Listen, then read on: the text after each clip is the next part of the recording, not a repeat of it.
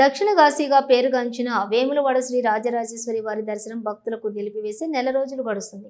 తెలంగాణ రాష్ట్ర ప్రభుత్వం ఆలయ అభివృద్ధి పేరుతో ఆలయ ప్రాంగణం విస్తరణ పనులు చేపట్టింది. దీంతో ఆలయాన్ని మూసేసిన అధికారులు భక్తులు భీమేశ్వర స్వామి ఆలయంలో స్వామివారి మొక్కుబడులను దర్శనాలను కల్పిస్తున్నారు. అయితే ప్రధాన ఆలయమైన రాజన్న ఆలయంలో స్వామివారికి ఏకాంత పూజ కొనసాగుతుంది. అయితే రాజన్న దర్శనం భక్తులకు నిలిపివేసి నెల రోజులు పూర్తయింది.